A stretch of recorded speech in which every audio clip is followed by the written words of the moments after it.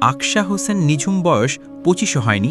অসম্ভব মেধাবী এই শিক্ষার্থী বিশ্ববিদ্যালয়ের পড়াশোনা শেষ করেই নতুন একটা জীবন শুরু করেছিলেন। ঢাকা বিশ্ববিদ্যালয় থেকে মাইক্রোবায়োলজিতে স্নাতকোত্তর শেষ করে শিক্ষক হিসেবে কাজ করছেন একটি বেসরকারি বিশ্ববিদ্যালয়ে। নতুন সংসারও শুরু করেন একই সময়। জীবনের স্বপ্ন ছিল, লক্ষ্য ছিল, নতুন স্বামীকে নিয়ে একসঙ্গে এগিয়ে যাওয়ার পরিকল্পনাও ছিল নিঝুমের। কিন্তু আজ তিনি এক বিধ্বস্ত মানুষ, এক বিধবা। ২০২৩ সালে বিয়ে হয়েছিল তৌকির ও নিঝুমের। গত ডিসেম্বরেই নিঝুমকে নিয়ে সংসার পাতেন পাইলট তৌকির ইসলাম। আনুষ্ঠানিকভাবে ঘরে তোলেন নিজের প্রিয়তমা স্ত্রীকে। কাজের দায়িত্ব আর ব্যস্ততার কারণে কোথাও ঘুরতেও যেতে পারেননি দুজন। কথা ছিল একক ট্রেনিংয়ে সফলভাবে উত্তীর্ণ হলে কাজ থেকে ছুটি নিয়ে বউকে নিয়ে দূরে কোথাও যাবেন তৌকির।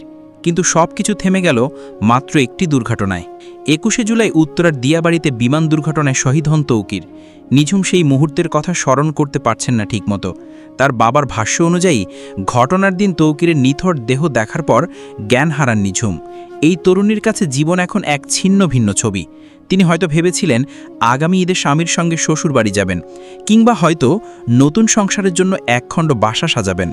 কিন্তু সেই স্বপ্ন এখন শুধুই কল্পনা, চোখের জলে ভেসে যাওয়া কিছু স্মৃতি মাত্র।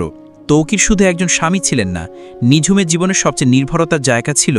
মহামারীর সময় তৌকির যেভাবে মানুষের পাশে দাঁড়িয়েছিলেন, নিঝুম সেই সাহসিকতা নিয়ে গর্ব করেন। আজ সেই গর্ব, ভালোবাসা মিশে গেছে এক অদ্ভুত নিঃসঙ্গতায়। নিঝুম হয়তো এখন নিজেকে প্রশ্ন করে যাচ্ছেন, কেন এমন হলো, কেন এত তাড়াতাড়ি সব শেষ হয়ে গেল। তৌকির ইসলাম তার পরিবার, বন্ধু, স্বজন ও রাষ্ট্রের কাছে একজন স্বনামধন্য সৈনিক, কিন্তু নিঝুমের কাছে প্রিয়তমা স্ত্রী, যার সঙ্গে সারা জীবন কাটাতে চেয়েছেন। আজ শুধু আছে তার কিছু স্মৃতি, কিছু ছবি আর প্রকৃতির এক শূন্যতা।